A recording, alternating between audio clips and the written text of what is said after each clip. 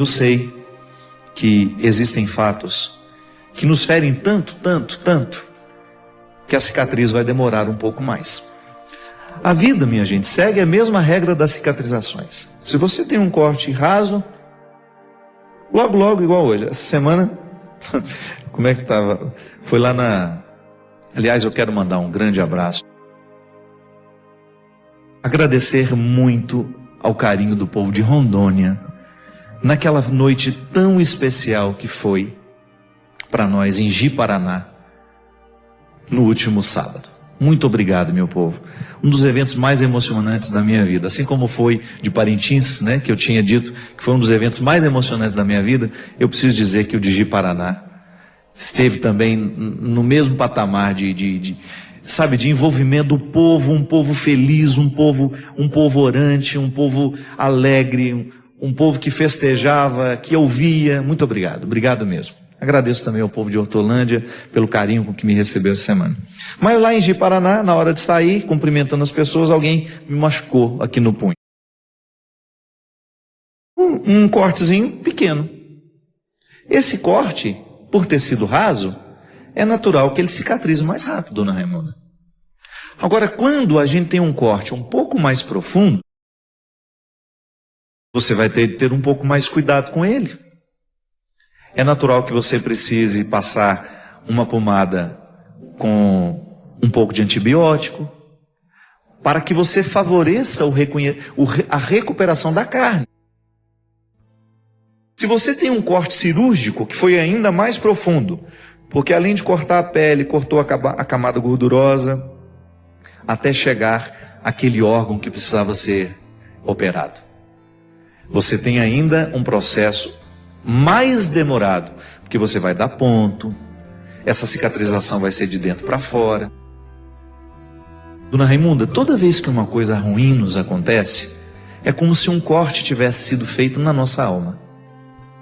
Só estou falando isso, essa comparação, para de repente ajudar a senhora a entender que o tempo da cicatrização, a maneira como vai cicatrizar dentro de nós, depende do trabalho que nós precisamos ter para que aquilo aconteça. Então o cortezinho do meu pulso, eu não precisei fazer nada. Só lavei com água e sabão para não infeccionar.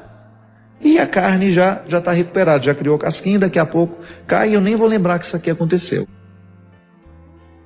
Se tivesse sido um corte um pouco mais profundo, eu teria que ter tido um pouco mais de cuidado. E se fosse um corte cirúrgico, mais profundo ainda, maior teria de ser o meu cuidado.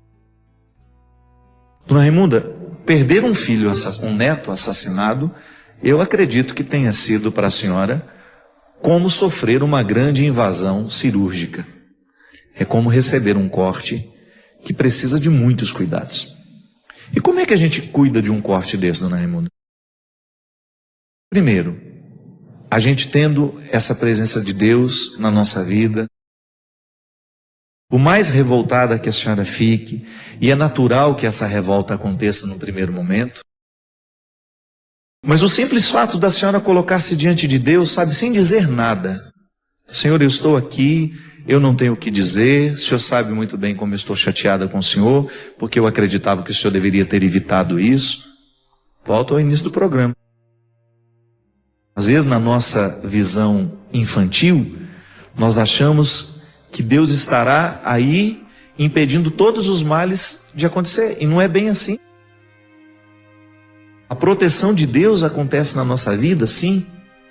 Mas infelizmente, Deus fica limitado quando o outro que está vivendo ao nosso lado não está comprometido com o bem. É por isso, minha gente, que a conversão, ela não é apenas uma dimensão pessoal. Não adianta você rezar pela sua conversão pessoal. Somente. Você tem de rezar sempre em comunidade, a comunhão dos santos. Porque a minha vida, a minha segurança depende também da conversão do meu irmão. Não é assim? Se eu sei que aquele meu irmão está convertido, vivendo uma vida em Deus, eu sei que ele não oferece. E claro, oferece, porque a maldade pode acontecer no coração de todo mundo, mesmo quando a gente está em Deus. Mas quem vive uma vida em Deus, é claro que vai pensar 2, 3, 4 vezes antes de fazer um mal a alguém. Então a maldade está presente no mundo. Está muito presente no mundo. Os nossos filhos estão sendo assassinados, e se não são assassinados assim, como o neto da senhora foi, dona Raimunda, os nossos filhos estão sendo assassinados através dos vícios, através da promiscuidade, através das doenças que são sexualmente transmissíveis, que são mortais. Os nossos filhos estão sendo assassinados através do crack, da cocaína, das drogas que estão chegando, que nós não sabemos nem o nome. Os nossos filhos estão sendo mortos através da injustiça. Os nossos filhos estão sendo mortos através da falta de oportunidade. Então, o corte existe em todo lugar. Agora, a senhora, para viver essa reconciliação, esse perdão, é estar na presença de Deus como a senhora consegue. Não invente um personagem. De repente a oração da senhora vai ser só essa: ó meu Senhor, livra o meu coração de todo ressentimento. Só isso. Retire esse ressentimento do meu coração. Ajude-me a entender a vida. Ajude-me a entender que o que aconteceu não foi sua vontade, definitivamente, gente. Eu não posso acreditar que a vontade de Deus para um menino seja que ele seja assassinado. Não, isso é o diabólico que entrou no meio. Eu acredito sempre que a vontade de Deus para a nossa vida é aquela passagem, é que a gente viva e que a gente viva em abundância. Só isso Deus quer. Eu não posso colocar, atribuir um desejo a Deus que venha ferir aquilo que eu sei que Ele é. Deus é amor. Deus é amor. E infelizmente, porque as pessoas não conseguem serem adeptas deste amor, a gente acaba trazendo o mal para o mundo. Coloque-se assim, dona Raimunda. Eu acho que é o único jeito que a senhora tem de viver esse processo de cicatrização. Buscando essa presença de Deus, como a senhora conseguir, cercando-se de pessoas boas, ocupando a cabeça da senhora com coisas boas. É a hora de fazer um trabalho voluntário, sabe? Às vezes, dona Raimunda, a gente precisa sair da nossa dor, ir ao encontro da dor do outro, para a gente ter condições de se recuperar. Às vezes, e muitos pais encontram consolo assim. Então, meu filho foi assassinado, a partir de hoje eu vou criar uma organização que vai lutar contra a violência. Muitos pais reagiram assim, diante da perda dos filhos, diante da dor dos filhos. Eles encontraram um trabalho, um motivo para seguirem adiante. E é assim que nós vamos curando as nossas dores, né? Todos nós temos aí um corte a ser cicatrizado. Cada corte, dependendo da intensidade, precisa de mais cuidado. Às vezes nós precisamos até de ajuda terapêutica. Precisamos de um médico, precisamos de um psicólogo, de um psiquiatra, dependendo do caso. Claro que com muita cautela, para que esses profissionais não nos entorpeçam, né? Dor não pode ser entorpecida. Às vezes um medicamento é necessário durante um tempo da nossa vida para nos equilibrar, porque a dor é química também. Mas a gente não pode permitir que a gente agora vá tratar as nossas tristezas somente com medicamento. Não. Tem que ter atitude. Atitude conta muito mais que qualquer outro medicamento. O medicamento pode até nos ajudar no momento em que a gente não tem nenhuma estrutura para tomar uma atitude. Mas depois o próprio discernimento de você olhando para o seu processo, sentir que você está dando passos e que já está, junto com o seu médico, chegar na conclusão de que está na hora de tirar aquele medicamento que serviu para um determinado tempo. Mas depois você continuou caminhando. Acho interessante que às vezes a vida nos leva num movimento tal de prece. Por vezes faz bem a gente fazer um retorno. É sempre bom a gente voltar às nossas origens. Aliás, cada vez mais eu me convenço de que um homem não pode ser feliz distante de suas raízes. O conhecimento da nossa realidade mais profunda, daquilo que a gente é. Pode ser que a vida tenha te modificado demais. Pode ser que ao longo da sua vida você tenha se tornado uma pessoa muito diferente de quando você era na infância. Pode ser que as suas raízes tenham ficado muito distantes de você por causa da vida que você foi assumindo aos poucos. E é muito comum a gente encontrar pessoas num determinado momento da vida, da sua história pessoal, que começa a sentir o desejo de retomar algumas coisas que foram ficando para trás e que depois se torna impossível de buscar e de encontrar porque deixou de buscar no tempo certo. Muito bom a gente poder fazer todos os dias antes de dormir um retorno àquilo que realmente é importante para nós. Você voltar a buscar as suas raízes, você voltar sempre ter contato com aquilo que você é. Eu, pessoalmente, nasci numa família muito simples, num contexto de muita simplicidade. E por mais que a minha vida tenha me modificado, por mais que a minha vida tenha me dado oportunidades de conhecer o mundo, de conhecer muita gente, de viver com mais conforto do que quando eu era criança, eu sempre peço a Deus a graça de retomar aquela simplicidade que foi própria do meu primeiro tempo. Por uma razão muito simples. Somente no momento em que eu tomo posse daquela simplicidade que fez parte da minha infância, é que eu vou saber usufruir de tudo que a vida me der hoje, em termos de oportunidades, de conhecimentos. Porque é essa simplicidade mantida que vai me fazer equilibrado naquilo que hoje eu posso ter. Talvez você tenha se desequilibrado um pouco na vida no momento em que você se desprendeu demais de suas raízes.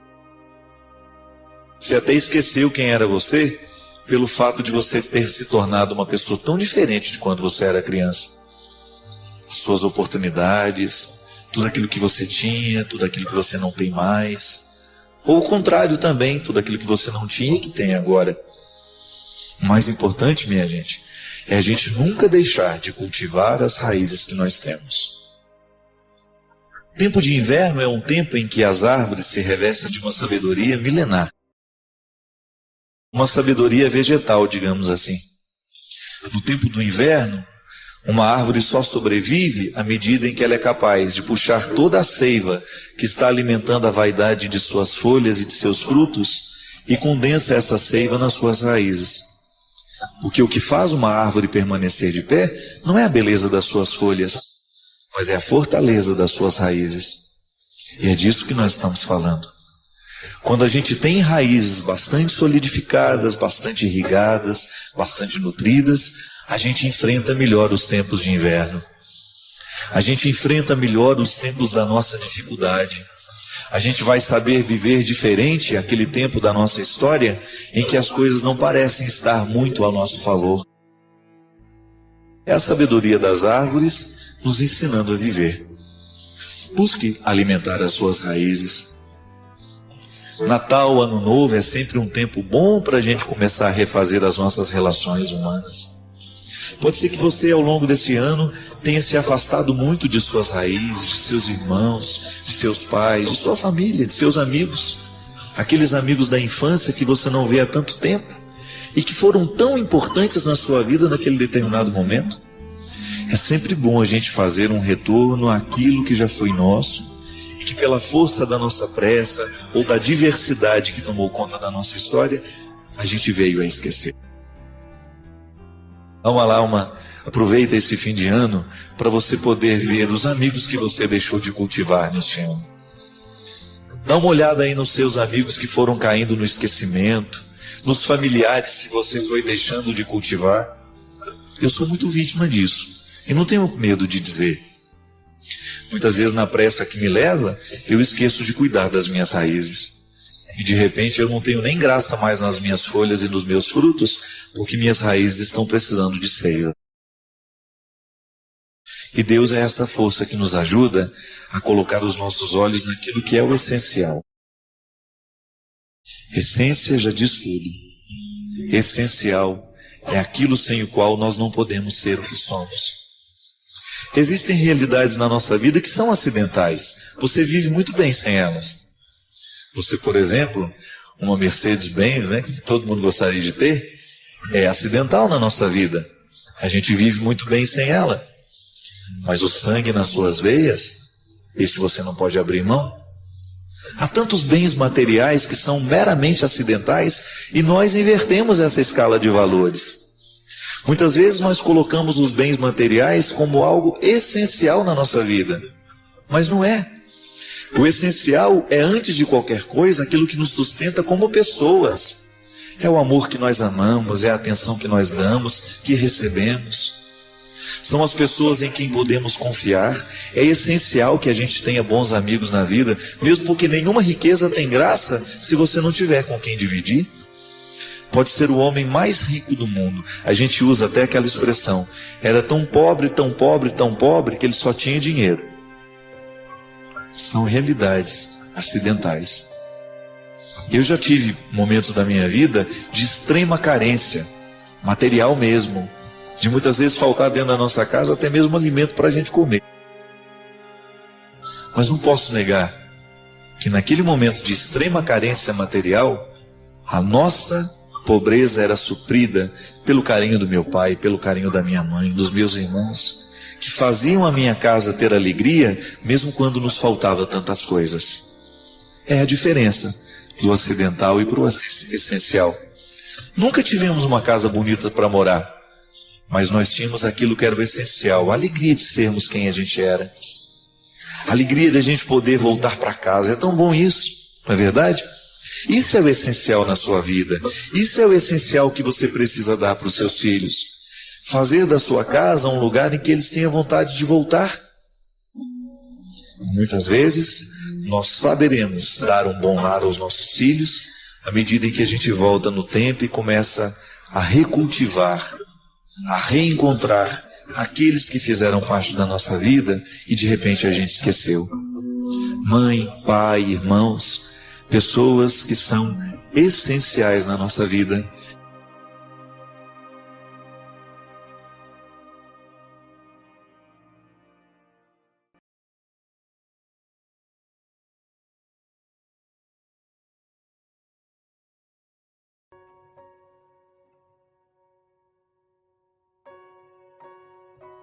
Padre Fábio, já faz um tempo que venho alimentando um sentimento por um colega de trabalho. No início era só uma admiração, depois uma amizade, e agora já não sei mais o que sinto. Sou casada e isso tem me incomodado muito, pois a frieza com meu marido está sendo inevitável. Estou traindo meu marido, padre? A traição, ela começa no momento em que nós nos permitimos imaginar para a nossa vida aquilo que a gente já não pode mais. E relacionamento é investimento o tempo todo, que a origem de todas as angústias e ansiedades da vida estão nas possibilidades. Se você entra numa concessionária e vai comprar um carro, se você tem 5 cores, você vai escolher uma só. Você vai ficar mais angustiado até escolher aquela cor. Mas escolheu aquela cor, sai, esquece que tem outras, não é assim? Enfim, mas no momento que você estabelece um vínculo que você quer que seja definitivo, você terá que investir naquele definitivo. Não adianta você agora viver fazendo investimentos fora do seu relacionamento. Quando você está namorando, é até possível que você enxergue outras possibilidades para você. Mas a partir do momento que você é casada e quer levar o seu casamento adiante, eu creio que não seja honesto primeiramente com você, né? Alimentar o afeto por uma outra pessoa. A não ser que você não queira, mas o seu casamento aí é diferente, é um problema seu. Se você diz que isso lhe incomoda, o primeiro traço da traição que você precisa fazer cair por terra é aquele que você trai dentro de você mesmo. É você que está se traindo, minha filha. Porque dá muito trabalho você levar uma vida matrimonial, você ser fiel a um esposo, se você continua alimentando dentro de você um ou outro sentimento que não seja ordenado, que não seja de acordo. Não significa que você não possa ter amigos, não significa que você não possa ter aqueles relacionamentos que compõem o mosaico da sua vida, mas o amor conjugal, esse amor erótico, né, Você alimenta pelo seu esposo, e se você não fizer esforço para isso continuar, você correrá o risco, então, de viver um processo de traição, que no primeiro é traição a você mesmo, e depois traição a ele, naquilo que você vai realizar concretamente, nas possibilidades que você assumir para você. A melhor coisa que a gente precisa fazer na vida é a gente conhecer bem quem a gente é. Isso é fundamental. Você, como mulher, você sabe muito bem quem é você, onde é que estão os seus pontos fracos. E se você começar a explorar demais os seus pontos fracos, você corre o risco de perder o prumo da existência. Se aquela pessoa que lhe desperta um sentimento diferente, uma sensação, aquele frio na espinha, uma coisa assim, não tem? Se você continua se aproximando e querendo aquela convivência, você começa a minar a sua defesa. É como se você estivesse julgando contra você mesmo. Se eu tenho o desejo de ser fiel àquilo que eu assumi, eu preciso ter uma conduta que me favoreça isso. Então, de vez em quando, a gente se perde nesses desequilíbrios pequenos, nas possibilidades, quando você começa a olhar para uma coisa de um jeito que você não deveria, quando você começa a minar o seu campo. Mas aí não. Quando você se apercebe disso, é hora de você tomar a sua decisão. Se a gente abre porteiras que a gente não pode fechar depois, a boiada passa. Estou errado? Então é uma questão de honestidade. Se você percebe que aquilo que você está nutrindo por esse amigo seu já é diferente daquilo que deveria ser, e se o seu casamento é um valor, e eu espero que seja, olhe para os seus filhos, olhe para o seu marido e reconstrua esse sentimento dentro de você. Reorganize isso dentro de você. É possível. Cada vez que nós vivemos um sentimento desorganizado, se a gente quiser, a gente coloca em ordem. Agora, se a gente não quiser, a bagunça vira generalizada. E daquele outro vai virando, o outro vai virando. E aí a gente perde o equilíbrio. Eu não consigo ser perfeito. Não sei você. Nunca consegui. Eu nunca consegui fazer nada na minha vida que eu pudesse dizer com tranquilidade: isso que eu fiz está perfeito. Não. Tudo é marcado pela nossa insuficiência. Eu sou insuficiente nas minhas decisões, eu sou insuficiente na minha forma de pensar, eu sou insuficiente nas minhas ações. Por mais que eu queira, a minha vontade é fraca.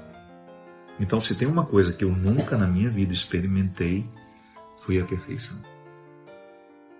E é interessante porque o conceito de perfeição, ele perpassou muito a nossa cultura. Ele acontece o tempo todo na nossa cabeça sem que a gente perceba, sem até mesmo que a gente pense sobre ele. Quantas vezes eu me tornei uma pessoa infeliz porque inconscientemente eu estava programado para ser perfeito? Como é que alguém é programado para ser perfeito? A partir da experiência de sermos quem somos, de nascer onde nascemos. Não sei como foi a sua relação com seus pais, com as pessoas que de alguma forma tiveram uma autoridade emocional, afetiva na sua vida. O que eu sei, sem medo de errar, é que muitos de nós fomos criados com a pretensão de que deveríamos ser perfeitos. Inclusive porque a gente fazia uma associação assim: se eu não for perfeito, eu não serei amado, eu não serei querido, não serei aceito. Quantos de nós infelicitamos bons períodos da nossa vida porque a gente queria ser perfeito? E é claro que a partir disso, toda a compreensão da dimensão divina da nossa humanidade. O mistério da encarnação nos assegura isso. Depois, no mistério da encarnação, tudo está tocado pelo sagrado. E Nossa Senhora é a mulher onde tudo isso acontece. É a carne que Deus escolhe para inserir de maneira definitiva, inserir-se de forma definitiva na história. E a partir dessa construção teológica de Nossa Senhora, às vezes a gente perde alguns elementos humanos dela. Aliás, esse é um problema que às vezes a gente vê dentro do contexto da Mariologia, as pessoas esquecerem a humanidade de Maria, que é tão importante isso para nós. É a parte que nos cabe nesse mistério. Então, se a gente coloca Nossa Senhora muito distante do que é humano, a gente perde o específico nosso, nela representado dentro do mistério da encarnação. Maria cheia de raça, não teve de graça o que recebeu. É bonito porque você pensar que Nossa Senhora precisou do esforço humano em todo o seu processo também, na elaboração de tudo aquilo que ela precisava significar na vida de seu filho. Não foi fácil ser ela. Não foi fácil cumprir o seu papel. E aí você retira Nossa Senhora desse contexto muito, às vezes, uma ternura sem coragem, né? Às vezes a gente vê Nossa Senhora assim, né? Muito frágil. A própria, muitas vezes, a própria representatividade, na própria imagem que às vezes a gente tem dela, uma ternura que dispensou a coragem. Não, pelo contrário, né? Essa ternura só é possível porque essa mulher teve muita raça. Ela precisou enfrentar os desafios diários de sua maternidade. Precisou lutar no seu dia a dia para poder exercer o papel na vida de seu filho Jesus e enfrentar a sociedade do seu tempo. Aqui é uma passagem muito interessante que mostra essa força de vontade como um elemento essencial na vida de Nossa Senhora. Porque Deus nos transforma a partir da vontade, né? O fortalecimento da vontade é um processo necessário em nós. A relação sempre foi muito tranquila, ela está dizendo, muito companheirismo. E ela coloca uma coisa interessante aqui. Eles nunca brigaram durante todo o processo do namoro. E no começo do mês de junho, 5 meses depois de casado, ele simplesmente disse que cometeu um erro e saiu de casa. Foi embora. Foi como se uma bomba tivesse caído sobre a minha cabeça, padre. Minha família está muito abalada, a dele também, principalmente a mãe dele, que é muito católica. Eu amo, sempre fui uma boa esposa, sempre fiz tudo certo. Não sei o que fazer, não entendo por que ele fez isso comigo. Não sei mais se posso reconstruir a minha vida. Por favor, me dê uma luz. Primeira coisa, minha filha, não se casa com uma pessoa com quem você nunca brigou, né? Isso não é um valor, com todo respeito. Uma relação, ela só pode ser compreendida como saudável se há desentendimentos também. Às vezes nós temos uma visão muito romanceada, muito romântica do outro, né? Com todo respeito a você, minha filha, ao me contar que você nunca brigou com seu namorado, que você se casou com ele, sem nunca ter tido um conflito com ele, você entrega para mim a prova concreta de que o casamento de vocês não deveria ter acontecido. Sabe por quê? Porque a gente só pode se casar depois que você viveu todas as fases do conflito. Porque senão você está casando com um príncipe encantado. E ele está casando com uma princesa. Recorda-se, o meu livro Sequestro da Subjetividade fala disso. Que existem relações que elas são pautadas a partir dos contos de fadas. A menina espera que o príncipe encantado chegue. E um dia ela acha que encontrou esse príncipe encantado. Daqui a pouco ela descobre que ele é um sapo. Ela vai embora. O encanto se desfaz. Da meia-noite às badaladas do relógio e tudo vira abóbora.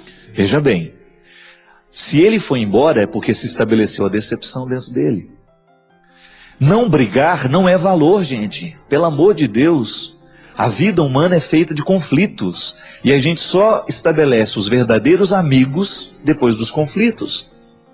Se na relação de amizade o conflito é necessário para você saber que ama, muito mais uma relação que vai virar casamento, que vai virar família. Então às vezes a gente erra por ter uma visão romântica das coisas. A visão romântica das coisas é aquela visão ingênua de achar que tudo vai ser perfeito, de que tudo será maravilhoso. É igual aquela menina que sai do interior, vai morar na capital para estudar, achando que ela vai viver um sonho de Cinderela. Chega lá, começa a dar tudo errado, ela volta embora 2, 3 dias depois. Tem que voltar mesmo. Se está esperando que a vida seja fácil, está esperando que tudo vai ser simples, não.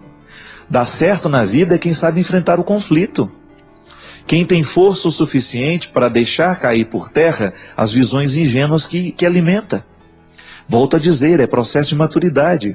Uma criança sempre tem uma visão ingênua da vida. Gente, a história da humanidade é marcada pelo processo do deslocamento da visão ingênua até a filosofia. Quando relampeava relampeja, como é que fala isso? Relampeava mesmo? O relâmpago. Quando relampejava, sabe o que a gente falava? Papai do céu está bravo.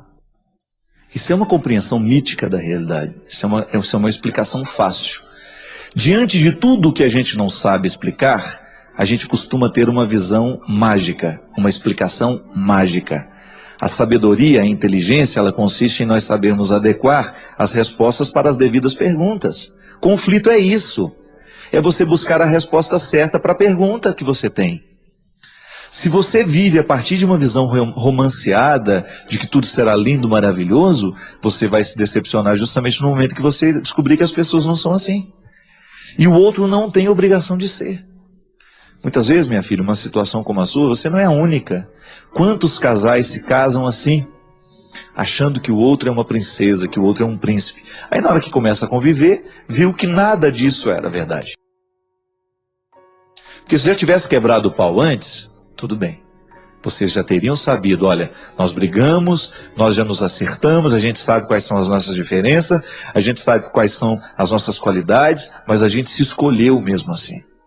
Aí você não está casando enganado. Agora, ao confessar que vocês nunca brigaram, você nos dá a entender de que realmente vocês não se casaram na época certa. O conflito não aconteceu. E conflito é que amadurece uma pessoa. Olha, se você quiser fazer o seu filho ficar criança a vida inteira, é só você evitar os conflitos na vida dele.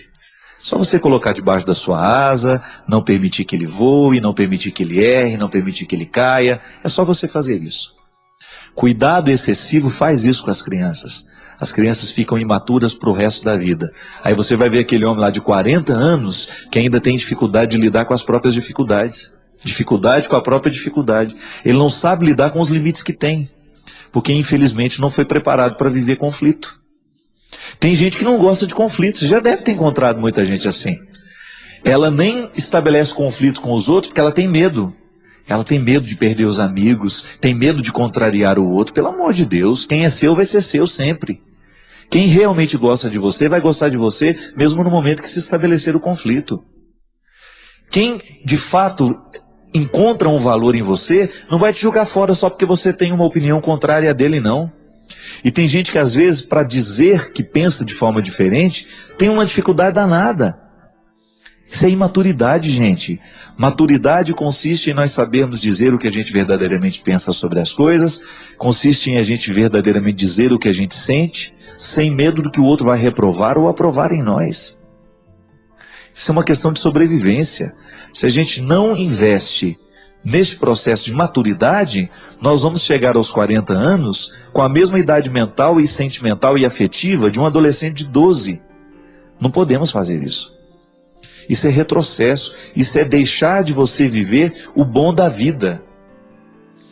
Pode ver, grandes amigos nascem, você tem certeza de que ele é seu verdadeiro amigo, é depois que vocês já quebraram o pau e mesmo assim a amizade continua de pé. Já tiveram inúmeras dificuldades, mesmo assim o outro não desistiu de você.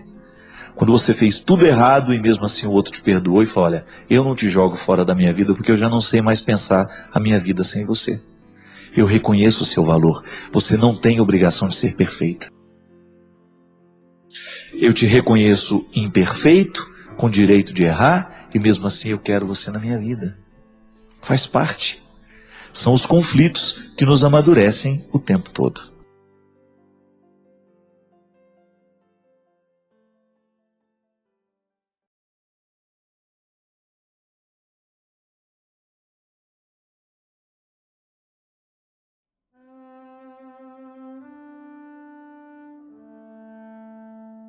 Eu já senti isso na minha vida, você já deve ter sentido com certeza. Aqueles momentos em que você tem a sensação de que você não consegue viver sozinho. A carga sobre os ombros é muito pesada. Você não dá conta de acomodar dentro do seu coração a dor. Você não dá conta de acomodar dentro do seu coração a desilusão. É natural que num determinado momento da vida a gente experimente essa solidão. É pesado demais. Mas também a gente sabe que, graças a Deus, nós, em algum momento da vida, também descobrimos que, por mais que a gente se sinta só, a gente não está. Porque é naquele momento em que a gente vai se recordar das pessoas que fazem parte de nós, daquelas pessoas que verdadeiramente participam da nossa vida, dos amigos mais próximos, dos familiares com quem nós temos vínculos. Não basta ser parente, a gente já falou isso aqui, né? Tem que ter vínculo. Aquela pessoa que no momento da sua dor, ela lhe vem no coração. Você sabe que você pode contar com ela. Isso é ação histórica de Deus, minha gente. Quando pela força de um coração que sabe nos ouvir, quando pela força de uma pessoa que sabe estar do nosso lado no momento da nossa fraqueza, a gente se sente um pouquinho mais encorajado para viver o momento da dificuldade. E é nesta hora que vai valer o vínculo que a gente cultivou. A gente sabe que nós temos muitos relacionamentos, mas de vez em quando Deus nos dá a graça de ultrapassar os territórios convencionais. Aquela pessoa deixa de ser apenas mais uma conhecida e se transforma numa pessoa da sua confiança. Eu não me canso de dizer isso. A maior riqueza que verdadeiramente nós podemos ter nessa vida, minha gente, é a confiança. Você confiar em alguém, isso é muito precioso. Porque a confiança retira esse sentimento de solidão. A confiança nos devolve coisas preciosas que a vida nos retira. Quando você sabe que você pode contar com aquela pessoa, que ela é fiel. Confiança é aquela abertura que você faz da sua vida e você permite que outras pessoas entrem e que elas tenham autoridade sobre você. Quanto mais a gente está convertido, ou melhor, quanto mais a gente tem essa experiência humana de amar e ser amado, maior é a oportunidade que Deus tem de agir em nós. Por um fato muito simples, Deus passa pela ação do outro na minha vida. Quando eu tenho relacionamentos de qualidade, eu experimento na minha vida a força de Deus agindo em mim através daquelas pessoas. Como? Através de um conselho que eu recebo, de uma chamada de atenção que eu recebo. Só quem nos ama vai querer nos abrir os olhos, para a gente perceber aquilo que em nós precisa ser modificado. A gente só pode dar ouvido às pessoas que nos amam de verdade por causa disso. Só elas estão verdadeiramente comprometidas com o nosso crescimento, com a nossa felicidade. Por isso é importante a gente descobrir quais são essas pessoas que verdadeiramente são voz de Deus na nossa vida e na nossa história. São as pontes por onde Deus passa. São as pontes por onde Deus passa e nos encontra. Que às vezes Ele até passa pela ponte, mas não nos encontra. Sabe por quê? Porque a gente prefere dar mais valor à ponte do que àquele que atravessa. Deus chega na nossa vida através de uma palavra, através de um conselho bem dado, sensato, através de um olhar, através de um carinho, através de um gesto. Isto é a ação histórica de Deus. É milagre? Pode ser que seja. Mas este milagre nós provocamos. Porque somos nós que temos a oportunidade de aprofundar os relacionamentos que Deus está nos permitindo. Sair da mesmice. Chega de mesmice. Chega de ser conhecido de muita gente, mas amigo de ninguém. Se você hoje fosse pensar, para aí para pensar. Quais são os verdadeiros amigos que você tem nessa vida? Quais são as pessoas que têm autoridade afetiva sobre você? Aquelas pessoas cuja palavra tem poder nas suas decisões. Aquela pessoa cuja palavra ajuda você a encontrar o caminho. São muitas? Talvez não. E não é nenhum problema a gente chegar ao conhecimento dessa verdade. Eu tenho muitos conhecidos, mas meus amigos de verdade, com quem eu partilho a minha vida, com quem eu aprofundo as minhas questões, são poucos, mas é preciso existir. Seria muito triste se nessa noite a gente chegasse à conclusão de que nós não temos relacionamentos qualificados. Nós estamos superficiais demais. Nós estamos tendo muitos conhecidos, mas não estamos tendo amigos de verdade. E aí é o momento de virar. Esse jogo precisa mudar. Ninguém pode ser feliz se não tem bons vínculos nessa vida. E aí volta a dizer, Deus perde a oportunidade de passar pela nossa vida, por quê? Porque faltam pessoas em que a gente confie. Se a gente não tem pessoas em que a gente confie na palavra, como é que Deus vai falar comigo? Como é que eu vou poder ter a oportunidade de transformar a minha personalidade, o meu jeito de ser, se eu não dou atenção à palavra de alguém? Se ninguém tem poder de falar comigo, se a palavra daquelas pessoas não tem autoridade sobre mim, como é que Deus vai passar por essas pessoas?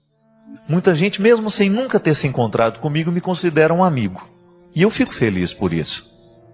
Fico feliz porque, na verdade, o nosso vínculo já nasce a partir de um elemento muito fundamental na amizade, que é confiar na palavra que o outro está me dizendo.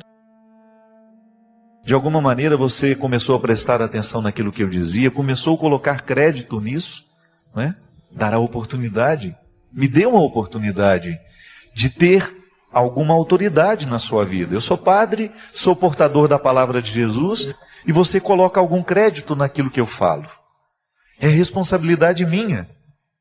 Porque Deus nos coloca nestes caminhos para que a gente possa ajudar a vida uns dos outros. Agora eu também tenho que ter as pessoas que passam pela minha vida e fazem por mim aquilo que eu tenho a oportunidade de repente fazer por você. Elas chegam de todos os lados, minha gente. Deus passa pelos caminhos humanos. Deus age através de caminhos humanos. Vozes humanas são capazes de serem a voz de Deus. Amores humanos são capazes de serem o amor de Deus na nossa vida. Porque Deus precisa da história para agir. É lindo acreditar nisso. Que a reencarnação de Jesus continua acontecendo entre nós no momento em que nós nos dispomos a ser para o outro um caminho de salvação.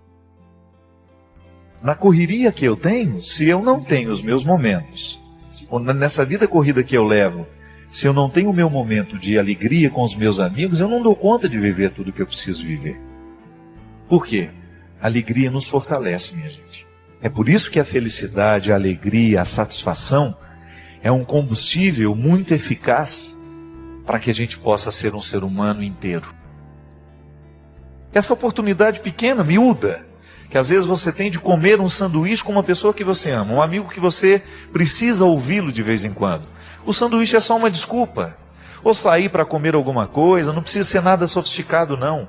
O que precisa ser sofisticado é o sentimento. Como é que foi conviver com a depressão? E qual seria a maior dor dela? Primeiramente, eu precisei aprender a conviver com a melancolia. São processos muito parecidos, né? Mas melancolia não é patológica, não é um processo que precisa ser cuidado. Ele precisa ser assimilado, interpretado, faz parte da minha idiosincrasia ser melancólico. Só que eu tive fases suicidas, e muitas. A melancolia, em alguns momentos, ela foi extremamente penosa para mim, porque eu não sabia interpretar aquilo. Eu só percebia que existia uma sombra na minha forma de ver o mundo. E essa sombra continua até hoje. Eu nunca fui uma pessoa naturalmente feliz. O meu olhar sempre foi mais melancólico, mais tristonho. Eu tendo a ver as coisas com mais pessimismo. Mas ao longo da minha vida eu fui interpretando isso como uma característica que não é um defeito. Não. É uma forma de ser. Mas chegou um momento em que a melancolia se tornou insuportável. E foi então que eu identifiquei que eu tinha um processo muito presente, um processo de adoecimento, que foi um resultado de minhas escolhas. Eu sempre digo que eu acabei dando ao meu corpo um cuidado muito diferente do que me pedia a alma. Eu tinha uma rotina extremamente difícil. Cheguei a fazer quase 28 shows por mês durante muitos anos. E foi uma exposição muito maior do que eu dava conta de suportar. Na verdade, eu acredito que a depressão e também a síndrome do pânico, depois tudo junto, foi uma construção que eu não fui percebendo que estava acontecendo. Eu tive uma irmã que teve uma morte muito dolorosa, uma situação extremamente difícil em setembro. E em julho daquele outro ano, eu cheguei em Fortaleza para um show, um evento grande que a gente tem lá, um Aleluia. Fiz o show, depois fiz uma sequência de 4 shows, e todos eles com muito medo de tudo e sentindo que alguma coisa estava muito desorganizada. E quando eu entrei em casa, quando o carro que me levou em casa me deixou, que eu desci, que eu comecei a subir as escadas na minha casa, eu comecei a chorar. Fui chorando, e aquilo foi evoluindo, e aquela semana foi a pior semana da minha vida, porque eu não sabia identificar o que estava acontecendo. Eu tinha medo de tudo, e uma tristeza que não tinha como ser acomodado dentro de mim. Foi então que eu identifiquei que existia algo muito sério acontecendo, procurei ajuda médica e fui diagnosticado com síndrome do pânico e depressão. Compreendi que da mesma forma como eu preciso tomar um remédio para o coração, para a pressão alta, o cérebro também precisa ser medicado, né? A gente tem muito preconceito com remédio psiquiátrico, então a gente não pode achar que ele é um remédio de louco, não. A depressão é um processo químico que pode ser muitas vezes despertado por um estilo de vida, ou por uma perda não elaborada, por um luto que não foi vivido. E eu tinha tudo isso. Eu tinha estilo de vida, né? E tinha perdas extremamente dolorosas que não foram devidamente elaboradas, porque eu não tive tempo. Sim. Você não tinha tempo de... Não tinha tempo de viver o luto. De viver o luto. Eu sepultei a minha irmã, e aí veio 2 dias depois... junto com a depressão... Estava no palco cantando. 2 dias depois eu estava no palco cantando. E eu imagino que você deva ter uma dor maior do peso do preconceito dos outros. Mas como assim um padre com depressão? Que desde o momento que eu fiquei público, que as pessoas começaram a me conhecer, eu não vesti um personagem. Eu sempre fui muito espontâneo, né? Fui muito verdadeiro, transparente. As pessoas diziam, eu era vaidoso, sou vaidoso. Gosto de tomar banho, gosto de passar perfume, corto cabelo. Se isso é vaidade, eu sou, então. E quando eu apareci, eu fui muito interrogado acerca de uma série de coisas que a própria construção do padre na sociedade gerou aquelas perguntas para mim. Eu era um resultado daquilo que, de alguma forma, a gente, culturalmente, ao longo dos séculos, a gente foi colocando a figura do padre como uma pessoa muito sisuda, muito pronta, que vai ao velório para dar uma palavra de consolo. Eu nunca nem dei conta disso. Às vezes eu ia a um velório e eu chorava mais que os familiares. Então eu nunca tive muito essa coisa de ser pronto. E nunca fiz questão de me mostrar pronto para nada. Sou um homem miserável, que erro o tempo todo e às vezes erro de forma muito cruel, faço o oposto do que eu gostaria de fazer, caio nas ciladas do meu temperamento, sou vítima do meu temperamento, sou vítima da minha falta de inteligência, da minha falta de lucidez. Então, estava tudo certo. No momento que eu precisei dizer, gente, não quero viver, eu me lembro que eu fui ao bispo, eu sou muito impetuoso, né? E a primeira coisa que eu quis foi me livrar de todas as minhas responsabilidades como padre. E o Dom Wilson me recebeu, eu chorei muito na frente dele, eu falei, eu não quero mais continuar, eu não tenho condições de continuar, eu quero morrer, eu não quero viver, então eu quero que o senhor me dispense hoje. E ele foi muito sábio, ele falou assim, você tem todo o direito de querer desistir, de sentir tudo que você está sentindo, mas dê um tempo para que essa resposta seja mais consciente. E ele tem razão, né? Eu acho que nos extremos da alegria ou da tristeza, a gente não deveria tomar nenhuma decisão importante.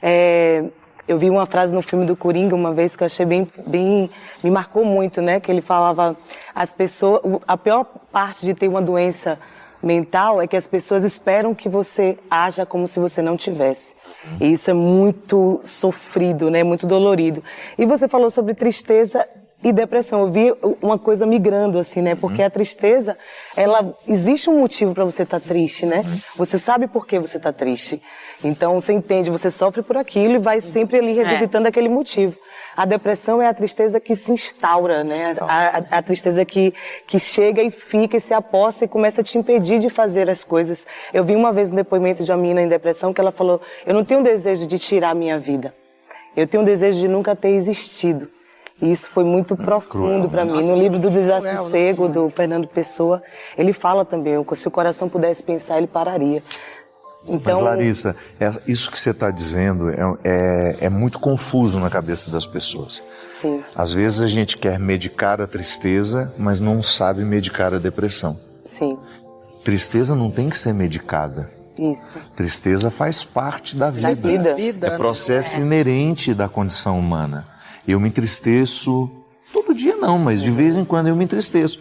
E eu não preciso tomar um remédio para isso. Exato. Mas quando você percebe que a tristeza, ela se estende, ela não passa, ela já virou quase que uma rotina para você, então está na hora de pedir ajuda. Este aspecto que você salienta é um impeditivo para muitas pessoas reconhecerem que tem depressão. Porque é como se fosse uma coisa anulando outra. Ah, mas eu sou uma pessoa de fé, eu não posso ter depressão. A gente precisa saber diferenciar as coisas. Sim, a pessoa que tem fé também tem depressão. A fé não me impede de passar pelos processos humanos, pelos desequilíbrios humanos que nós construímos. A fé, ela pode me ajudar a superar.